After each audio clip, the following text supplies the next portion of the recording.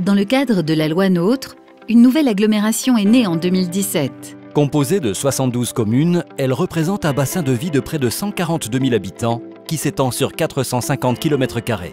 La communauté d'agglomération du pays de Montbéliard, les communautés de communes du pays de Pont-de-Roide, des Balcons du Laumont, des 3 cantons et 9 communes de la vallée du Ruz unissent leurs destinées afin de construire une collectivité plus forte, alliance entre monde rural et monde urbain. Cette construction, portée par les 5 présidents des EPCI appelés à fusionner, a été le chantier prioritaire de l'année 2016. Effectué dans un esprit de consensus entre les élus garantissant aussi bien l'intérêt général que le respect des identités locales, l'élaboration de cette nouvelle agglomération a nécessité une organisation optimale. C'est ainsi que les élus ont décidé en 2016 de se réunir au sein de 2 instances stratégiques. Le comité préfigurateur, réunion de 24 membres désignés par les EPCI, et la conférence territoriale préfiguratrice. Cette conférence territoriale, réunie par 3 fois en 2016, a constitué des points d'étape essentiels pour les maires et les anciens conseillers communautaires. Pour parfaire cette construction collégiale, une instance opérationnelle a été mise en place afin d'identifier les enjeux du futur EPCI. Composée des services des différentes collectivités regroupées, elle a lancé la future agglomération sur les fonds baptismaux et déterminé les axes de travail prioritaires. Tout ce travail n'a pas freiné l'activité du territoire. En matière de développement économique, par exemple, enjeu majeur de Pays de Montbéliard Agglomération, 2016 a été marqué par le lancement de la nouvelle 3008, fer de lance de la production sur le site PSA de Sochaux. 2016 a également vu l'ouverture de la nouvelle concession Peugeot du groupe Nedey à l'entrée de la ville de Montbéliard. La zone d'activité de Technoland 2 a, elle, poursuivi son développement avec de nombreux projets d'installation, comme l'entreprise Clair et Net et la viabilisation de 20 hectares de terrain offerts aux entreprises potentielles. Un développement qui verra notamment fin 2017 l'inauguration de la manufacture de Lalande, celle du groupe Hermès. D'ailleurs, la nouvelle agglomération est forte d'une quinzaine de zones d'activités économiques, telles que la zone d'activité de Sainte-Marie ou la douane à Abbé-Villers, ou d'entreprises dynamiques comme Zurflugh-Feller ou encore la scierie Lescaut à Remondant. En 2017, l'économie se décline aussi sous l'angle du tourisme. Depuis le 1er janvier, PMA s'est en effet vu attribuer cette compétence et devra ainsi élaborer sa stratégie à partir du schéma touristique réalisé l'an dernier. Une offre touristique plébiscitée lors de la toute première présence de PMA sur le Salon international de l'agriculture à Paris. L'aménagement du territoire avec ses 72 communes devient lui aussi un axe prioritaire de travail. La question de l'accès des habitants et des entreprises à un débit Internet performant sera un des enjeux majeurs qui devra être solutionné début 2017.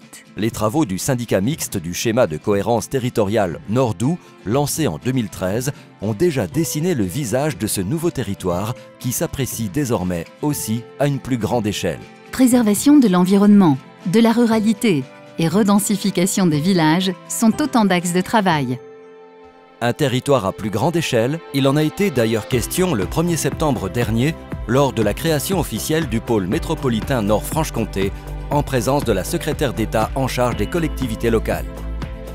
Afin de dispenser à ses habitants une offre de soins de qualité, le territoire s'est fortement mobilisé pour l'implantation d'une nouvelle clinique.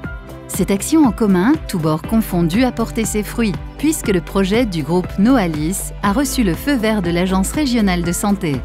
Autre bonne nouvelle sur le plan de la santé en 2016, la formation de masseurs kinésithérapeutes a débuté à la rentrée sur Montbéliard.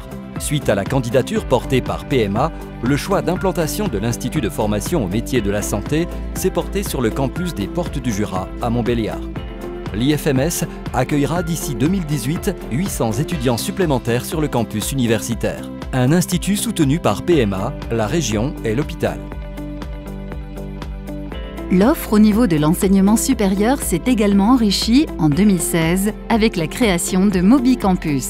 Le campus des métiers et des qualifications dédié à l'automobile et aux mobilités du futur permet au pays de Montbéliard de conserver son rôle précurseur dans ce domaine. La mobilité sera un des dossiers phares de la nouvelle agglomération.